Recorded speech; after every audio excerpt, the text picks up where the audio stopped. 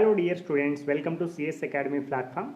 Today in this session we will discuss the next topic in reinforced concrete structure, that is class 5. Okay, so very important class, the reinforced concrete structures, or we can also call it as reinforced cement concrete. Okay, so this is the fifth class. We already covered 4 classes in this reinforced concrete structures. Okay, so what exactly we discussed in the last 4 classes means we discussed what is exactly meaning of reinforced concrete structures or reinforced cement concrete.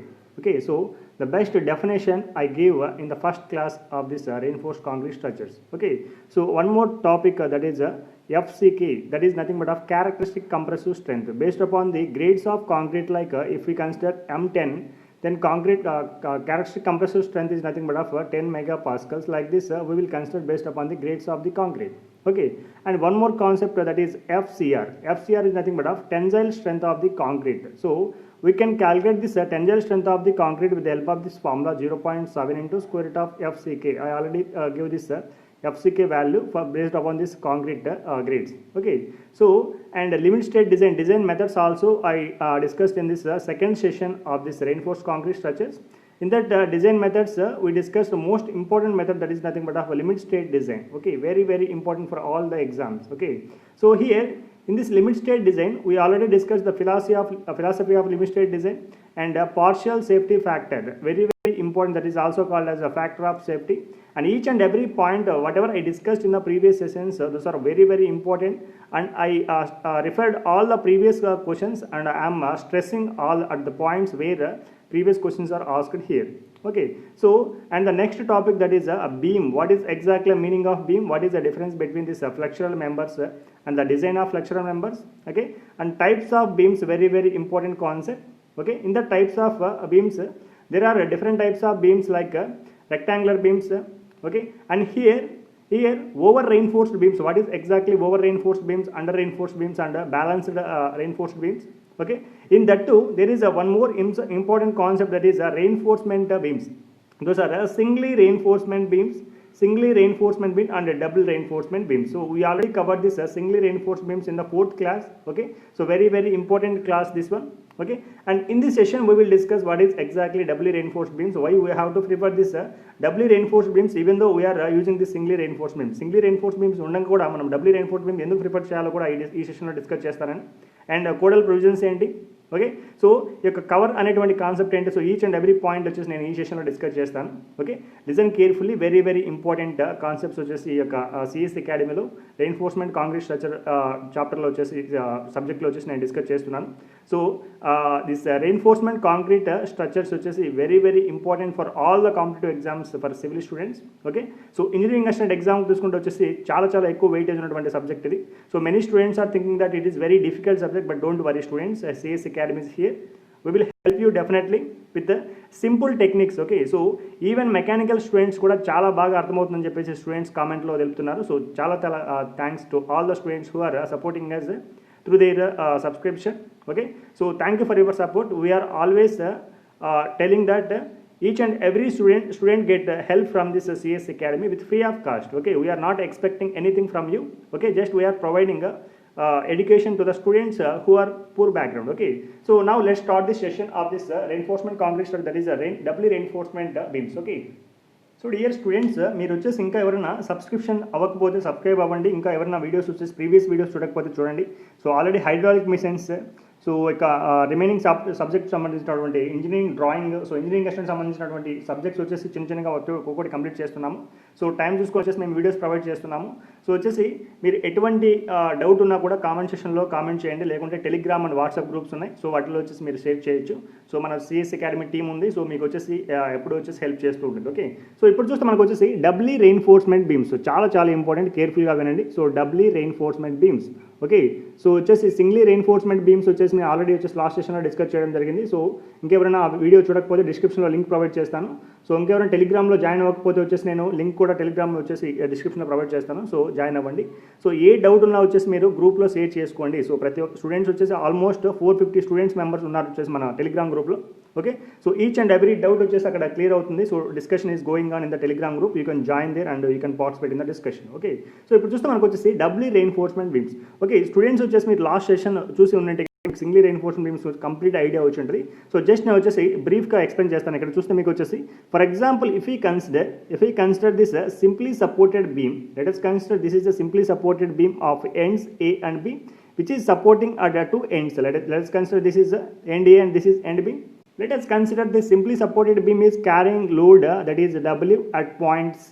Okay, let us consider this simply supported beam is carrying load W at point C. Okay, so because of this load, the beam is bending like this. Let us consider this is beam is bending like this. Okay, so if we consider this bending of this beam, if we consider this is the longitudinal axis of this simply supported beam. Okay, I can represent this longitudinal axis like this. Okay, so bottom of this longitudinal axis, the total members of this beam is getting into tension. Okay, so getting into tension, so this is called tension zone. Okay, so at the upper side of this longitudinal axis, the total members of this beam is getting compression, so it is called compression zone. Okay, so in the last sessions I already discussed with you. So ఈ compression zone లో ఉన్నటువంటి అన్ని members వచ్చేసి, so compression zone లో అన్ని members వచ్చేసి compressive stresses is carried by this compressive stresses are carried by this concrete. Okay, so compressive stresses వచ్చేసి concrete carry చేయబడుతుంది.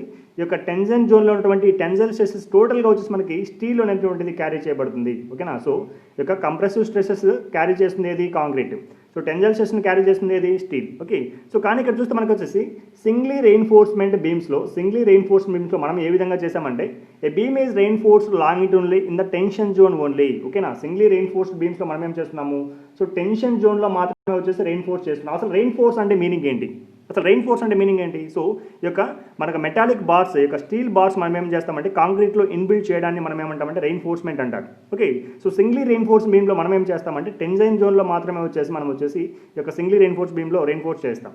ఓకే, సో ఈ యొక్క స్టీల్ రాడ్స్ అనేటువంటివి ఈ యొక్క టెన్సైల్ జోన్లో మాత్రమే వచ్చేసి అరేంజ్ చేస్తాము. ఎందుకు టెన్సైల్ జోన్లో అరేంజ్ చేస్తామంటే so compression is carried by this concrete but tension is not carried by the concrete. So tension అనేటువంటిది కాంక్రీట్ క్యారీ చేయలేదు కాబట్టి, సో టెన్షన్ క్యారీ చేయాలంటే మనకు వచ్చేసి ఒక ఎక్విప్మెంట్ ఉండాలి కాబట్టి దాంట్లో మనం వచ్చేసి స్టీల్ని అరేంజ్ చేస్తాం.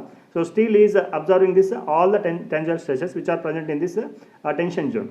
ఓకే, సో కానీ ఇప్పుడు డబుల్లీ రెయిన్ఫోర్స్డ్ బీమ్స్ ఎందుకు యూజ్ చేయాల్సి వస్తుంది, సో ఈ పాయింట్ వచ్చేసి నెక్స్ట్ మినిట్లో నేను చెప్తాను.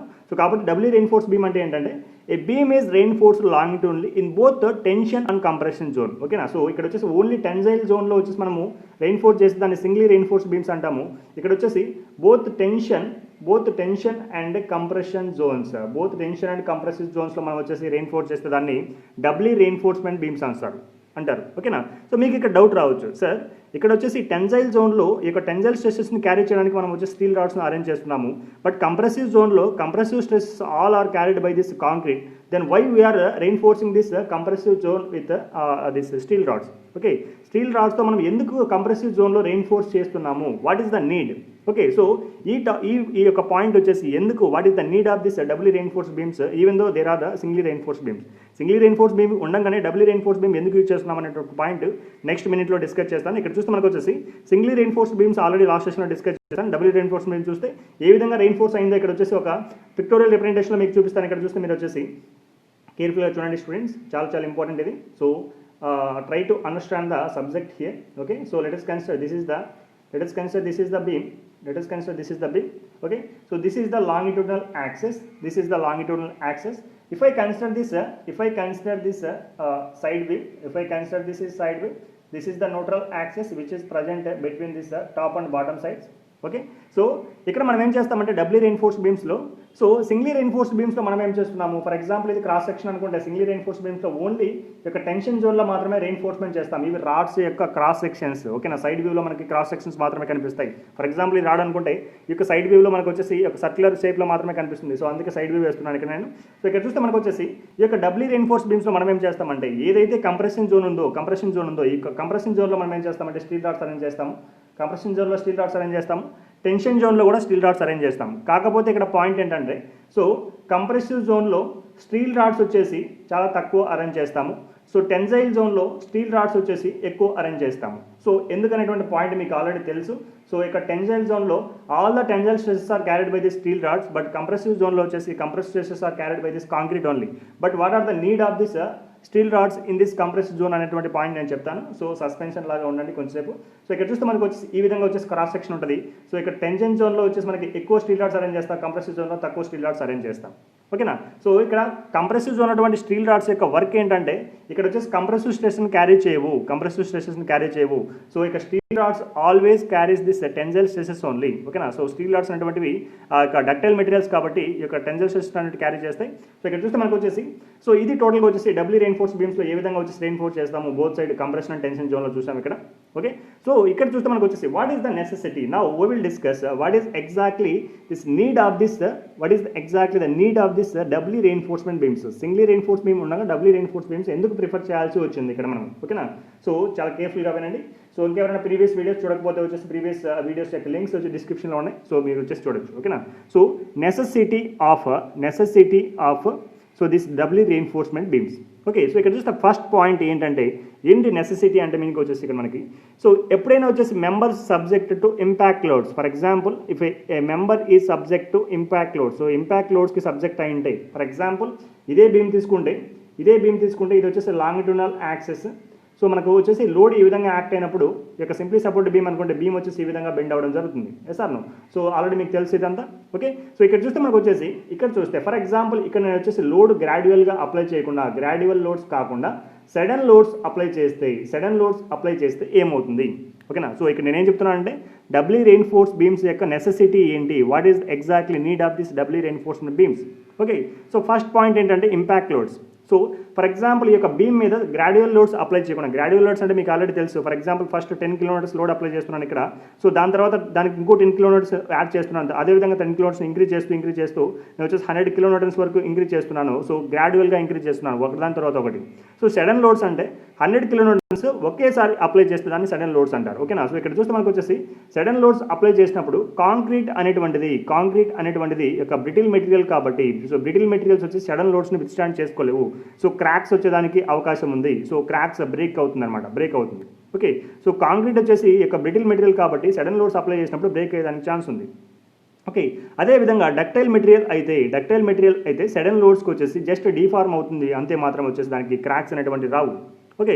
సో స్టీల్ రాడ్ తీసుకున్నప్పుడు ఫర్ ఎగ్జాంపుల్ ఇదే బీమ్ తీసుకుంటే సో మనం ఏం చేస్తున్నామో సింగ్లీ రెయిన్ఫోర్స్మెంట్ బీమ్ యూజ్ చేసినప్పుడు ఏం చేస్తాము సో బాటమ్ పోర్షన్లో మాత్రం ఏదైతే టెన్జైల్ జోన్లో ఆ జోన్లో మాత్రమే వచ్చేసి స్టీల్ రాడ్స్ని రెయిన్ఫోర్స్మెంట్ చేస్తాము. సో ఈ యొక్క కంప్రెసివ్ జోన్లో స్టీల్ రాడ్స్ని రెయిన్ఫోర్స్ చేయము. ఇన్ సింగ్లీ రెయిన్ఫోర్స్మెంట్ బీమ్స్లో చెప్తున్నాను నేను ఇక్కడ. ఓకేనా.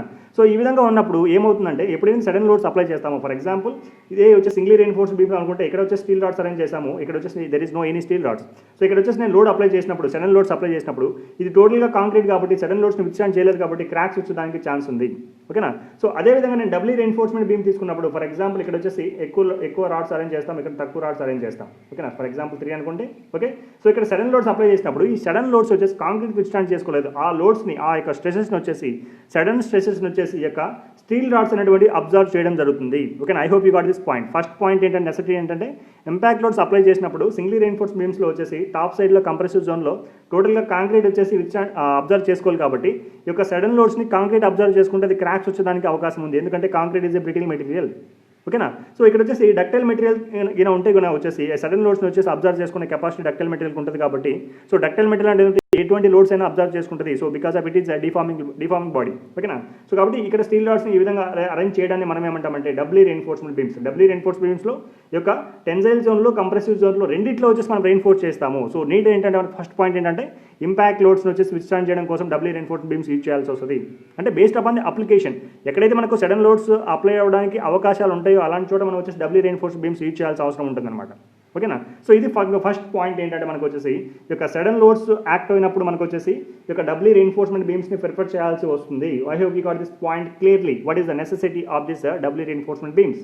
ఓకే.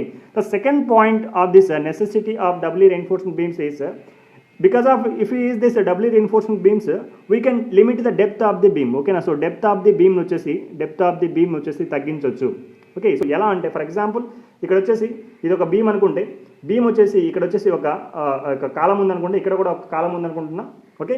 సో బీమ్ వచ్చేసి ఇక్కడ స్లాబ్ అరేంజ్ చేసినప్పుడు బీమ్ వచ్చేసి కిందికి ఎక్కువగా ప్రొటెక్ట్ అయ్యింటే ప్రొట్రూడ్ అయ్యింటే ఓకేనా. సో కిందికి వచ్చేసి ఎక్కువగా ప్రొట్రూడ్ అయ్యింటే మనకు వచ్చేసి చూడడానికి వచ్చేసి బాగుంటుంది కాబట్టి సో దీని వచ్చేసి డెప్త్ డిక్రీజ్ అవ్వడం కోసం మనం ఏం చేస్తామంటే డబ్ల్యూ రెయిన్ఫోర్స్మెంట్ బీమ్స్ వచ్చేసి ప్రిఫర్ చేస్తాము. ఓకేనా. సో ఇది మనకు second point. So third point very very important point. Third point మనకు వచ్చేసి చూస్తే మనకు వచ్చేసి supports of supports of continuous beams. So very important necessity of this doubly reinforcement చాలా ఇంపార్టెంట్, ఇది కేర్ఫుల్గా వినండి. ఓకే, సో ఇక్కడ చూస్తే మనకు వచ్చేసి ఇక్కడ చూస్తే ఫర్ ఎగ్జాంపుల్ కంటిన్యూస్ బీమ్స్ అంటున్నాం. నేను ఆల్రెడీ లాస్ట్ సెషన్లో స్ట్రెంత్ ఆఫ్ మెటీరియల్ సబ్జెక్ట్లో డిస్కస్ చేయడం జరిగింది.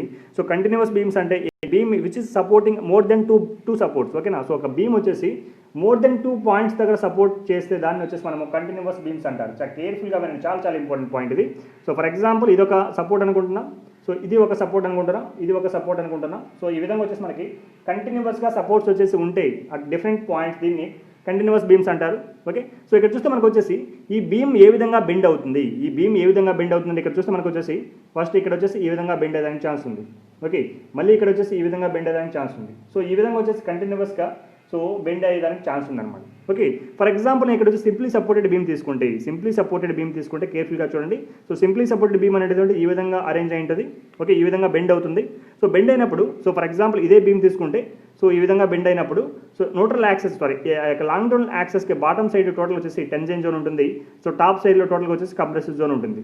ఓకేనా, సో ఇప్పుడు వచ్చేసి compressive stress all are carried by this concrete. So concrete చేత క్యారీ చేయబడుతుంది కాబట్టి ఇక్కడ మనం స్టీల్ రాడ్స్ అరేంజ్ చేయాల్సిన అవసరం లేదు. ఓకేనా, సో ఇక్కడ బాటమ్ టు ద లాంగిట్యూడల్ యాక్సెస్కి బాటంలో ఉన్నటువంటి టోటల్ పార్ట్ టెన్షన్కి గురవుతుంది కాబట్టి టెన్సైల్ జోన్లో వచ్చేసి ఖచ్చితంగా వచ్చేసి రెయిన్ఫోర్స్ చేయాలి. సో కాబట్టి సింగ్లీ రెయిన్ఫోర్స్ బీమ్స్ వచ్చేసి ప్రిఫర్ చేయొచ్చు for simply supported beams. Okay, impact loads లేనప్పుడు మాత్రమే. ఓకేనా, సో అదేవిధంగా ఈ విధంగా కంటిన్యూస్ బీమ్స్ ఉన్నప్పుడు మనం ఏం చేయాలంటే డబ్ల్యూ రెయిన్ఫోర్స్ బీమ్స్ ప్రిఫర్ చేయాలి. ఎందుకు ప్రిఫర్ చేయాలి డబ్ల్యూ రెయిన్ఫోర్స్ బీమ్స్ యొక్క కంటిన్యూస్ బీమ్స్లో ఎందుకు ప్రిఫర్ చేయాలి అంటే ఇక్కడ కేర్ఫుల్గా చూస్తే మనకు వచ్చేసి ఈ రెండు సపోర్ట్స్ దగ్గర ఇక బాటమ్ పార్ట్లో చూస్తే టోటల్గా వచ్చేసి టెన్షన్కి గురవుతుంది. సో టాప్ పార్ట్లో చూస్తే మనకు వచ్చేసి కంప్రెషన్కి గురవుతుంది. సో కేర్ఫుల్గా వినండి, చాలా ఇంపార్టెంట్ పాయింట్ ఇక్కడ చెప్తున్నాను నేను. ఓకే, సో బాటమ్ పార్ట్లో మనకు వచ్చేసి టెన్షన్కి గురవుతే టాప్ పార్ట్లో మనకు వచ్చేసి కంప్రెషన్కి గురవుతుంది. అదేవిధంగా సపోర్ట్ దగ్గర చూస్తే సపోర్ట్ దగ్గర టాప్ సైడ్ వచ్చేసి మనకి టెన్షన్కి గురవుతాయి, బాటమ్ సైడ్ వచ్చేసి మనకి కంప్రెషన్కి గురవుతుంది. ఓకే, అదేవిధంగా సపోర్ట్ తర్వాత చూస్తే టాప్ సైడ్ వచ్చేసి మనకి కంప్రెషన్కి గురవుతాయి, బాటమ్ సైడ్కి వచ్చేసి మనకి టెన్షన్ గురవుతుంది. ఈ విధంగా ఆల్టర్నేట్గా రావడం జరుగుతుంది. ఇక్కడ చూస్తే టాప్ ఫేస్లో మనకి కంప్రెషన్ గురవుతుంది, కానీ ఇక్కడ టాప్ ఫేస్లో టెన్షన్ గురవుతుంది. టాప్ ఫేస్లో కంప్రెషన్ గురవుతుంది, టాప్ ఫేస్లో టెన్షన్ గురవుతుంది. ఆల్టర్నేటివ్గా కంప్రెషన్ టెన్షన్ ఈ విధంగా వస్తుంది. ఓకేనా, సో అదే ఈ పార్ట్ తీసుకుంటే మనకు వచ్చేసి so compressive stress or carried by the concrete కాబట్టి ఇక్కడ వచ్చేసి ఈ యొక్క టాప్ ఫేస్లో ఫర్ ఎగ్జాంపుల్ ఈ విధంగా బీమ్ బెండ్ అయింది అనుకుంటే సో వచ్చేసి లాంగ్ టర్మ్ యాక్సెస్కి టాప్ సైడ్ వచ్చేసి మనం రెయిన్ఫోర్స్ చేయాల్సిన అవసరం లేదు, ఎందుకంటే టోటల్గా కంప్రెసివ్ స్ట్రెసెస్ ఉన్నాయి. కానీ ఇక్కడ చూస్తే మనకు వచ్చేసి టాప్ సైడ్ వచ్చేసి మనకి టెన్సైల్ స్ట్రెసెస్ కూడా వస్తున్నాయి. సో టెన్సైల్ స్ట్రెసెస్ మన కాంక్రీట్ అనేటువంటిది క్యారీ చేయలేదు కాబట్టి ఖచ్చితంగా మనం రెయిన్ఫోర్స్ చేయాల్సిన అవసరం ఉంది. I hope you got this point clearly. ఓకేనా, సో టాప్ సైడ్ వచ్చేసి మనకి కంటిన్యూస్గా టెన్సైల్ స్ట్రెసెస్ వస్తున్నాయి కాబట్టి ఓకేనా, సో ఇక్కడ వచ్చేసి టెన్సైల్ స్ట్రెస్ వస్తుంది, ఇక్కడ కూడా టెన్సైల్ స్ట్రెస్ వస్తున్నాయి. So tensile stress concrete carry చేయలేదు కాబట్టి ఖచ్చితంగా మనం రెయిన్ఫోర్స్ చేయాల్సిన అవసరం ఉంది. సో టాప్ సైడ్ కూడా రెయిన్ఫోర్స్ చేస్తే దాన్ని డబ్ల్యూ రెయిన్ఫోర్స్మెంట్ బీమ్స్ అంటాం. Okay, I hope you got this point clearly. ఓకేనా, సో బాటమ్ సైడ్ మాత్రమే రెయిన్ఫోర్స్ చేస్తే ఆల్రెడీ బాటమ్ సైడ్ రెయిన్ఫోర్స్ ఎందుకు చేస్తామో చెప్పాను. సో ఎందుకంటే బాటమ్ సైడ్ ఆల్వేస్ మనకి వచ్చేసి ఇక్కడ సింప్లీ సపోర్టెడ్ బీమ్ అయితే సో బాటమ్ సైడ్ ఆల్వేస్ మనకి ఏమవుతుంది, బాటమ్ సైడ్ వచ్చేసి టెన్షన్కి గురవుతుంది. అదేవిధంగా వచ్చేసి మనకి క్యాంటిలివర్ బీమ్ తీసుకున్నప్పుడు సో క్యాంటిలివర్ బీమ్లో వచ్చేసి బాటమ్ సైడ్ వచ్చేసి మనకి కంప్రెషన్ గురవుతుంది, టాప్ సైడ్లో మాత్రం మనకు వచ్చేసి టెన్షన్ గురవుతుంది. టాప్ సైడ్లో మనం రెయిన్ఫోర్స్ చేయాల్సిన అవసరం ఉందన్నమాట. ఓకేనా, I hope you got this point. So ఈ విధంగా కంటిన్యూస్ బీమ్స్ అయినప్పుడు కూడా మనం వచ్చేసి డబ్ల్యూ రెయిన్ఫోర్స్మెంట్ బీమ్స్ ప్రిఫర్ చేయాల్సిన అవసరం ఉందన్నమాట. So this is the necessity of this why we are choosing this doubly reinforcement beams. Okay, I hope you got this point clearly without any doubt here. ఓకేనా, so మీకు వచ్చి singly reinforcement beams doubly reinforcement beams సిలబస్లో నీట్గా mention చేయడం జరిగింది. So each and every point discuss చేయడం జరిగింది ఇక్కడ singly doubly reinforcement beams. So mechanical students don't worry here. So మీకు వచ్చేసి చాలా ఈజీగా అర్థమవుతుంది అనుకుంటున్నాను. సో సివిల్ స్టూడెంట్స్కి జస్ట్ రివిజన్ లాగా ఉంటుంది. సో వచ్చేసి ఇంకా ఏమైనా సివిల్ స్టూడెంట్స్ తెలియని పాయింట్స్ ఉంటాయి ఇక్కడ వచ్చేసి నేను చెప్తే నోట్ చేసుకోండి. సో ఇంకేదైనా ఎక్స్ట్రా పాయింట్స్ మిస్ అయ్యి ఉంటే కన్నా మీకు వచ్చేసి నెక్స్ట్ సెషన్లో అయినా నేను వచ్చేసి డిస్కస్ చేస్తాను. ఓకే, సో మనకు వచ్చేసి ఇప్పుడు singly reinforcement beams doubly reinforcement beams కంప్లీట్గా డిస్కస్ చేయడం జరిగింది. సో ఇంకా మనకి ఇంపార్టెంట్ టాపిక్స్ మనకి వచ్చేసి కవర్ ఒకటి, సో నోడల్ ప్రొవిజన్స్ ఒకటి. ఓకే, సో మనకు వచ్చేసి డిజైన్ ఆఫ్ దిస్ బీమ్స్ చాలా ఇంపార్టెంట్ పాయింట్ ఇక్కడ ఉంది. ఓకే. సో నెక్స్ట్ వచ్చేసి షియర్ ఇన్ బీమ్స్, చాలా చాలా ఇంపార్టెంట్ ఇది షియర్ ఇన్ బీమ్స్ వచ్చేసి మనకు. సో ఇది కూడా మనకు చాలా ఇంపార్టెంట్. సో వచ్చేసి ఇప్పటి వరకు వచ్చేసి నేను నియర్లీ 45% వచ్చి సిలబస్ కంప్లీట్ చేయడం జరిగింది. సో వచ్చేసి మీరు సిలబస్ను కూడా ఫాలో అవుతుండండి. సో ఏ టాపిక్స్ డిస్కస్ చేశాను, సో రిమైనింగ్ ఇంకా ఏ టాపిక్స్ ఉన్నాయి, సో ఇప్పటి వరకు నేను డిస్కస్ చేసిన పాయింట్స్లో వచ్చేసి డబ్ల్యూ రెయిన్ఫోర్స్మెంట్ బీమ్స్ వరకు నేను డిస్కస్ చేసిన పాయింట్స్లో ఏమైనా మిస్ అయ్యింటే వచ్చేసి నా కామెంట్ సెక్షన్లో కామెంట్లో తెలియజేయచ్చు మీరు. ఓకే. సో దీని తర్వాత ఉన్నటువంటి పార్ట్స్ని వచ్చేసి కంప్లీట్గా డిస్కస్ చేస్తాను. సో టైం సెట్ అవుతుంది, టైంని బేస్ చేసుకుని నేను వీడియోస్ ప్రొవైడ్ చేస్తాము. ఓకేనా. సో కోడల్ ప్రొవిజన్స్ చాలా ఉన్నాయి. సో వాటి గురించి కూడా మేము డిస్కస్ చేస్తాం, కోడల్ ప్రొవిజన్స్ కూడా. ఓకే. సో కేర్ఫుల్గా సిఎస్ అకాడమీని ఫాలో అవుతున్నాను డైలీ. సో మీకు వచ్చేసి రిమైనింగ్ సబ్జెక్ట్స్ ఇంజనీరింగ్ డ్రాయింగ్ కూడా ఆల్మోస్ట్ 95% కంప్లీట్ అయింది. సో హైడ్రాలిక్ మిషన్స్ కంప్లీట్ చేయడం జరిగింది. సో ఇంజనీరింగ్ మెకానిక్స్ కూడా కంప్లీట్ అయింది. So fluid mechanics, hydraulic machines and production technology కూడా డైలీ వీడియోస్ ప్రొవైడ్ చేస్తున్నాం మేము. Okay. So each and every point provide చేస్తున్నాము. సో మీకు వచ్చేసి ఎటువంటి డౌట్ ఉన్నా కూడా వచ్చేసి మీకు టెలిగ్రామ్ గ్రూప్లో జాయిన్ అయ్యేసి మీరు వచ్చేసి డిస్కస్ చేయొచ్చు. Okay. So thank you for supporting, thank you for watching this video. If you like my explanation, please like the video, please share to your friends. Okay. Thanks a lot.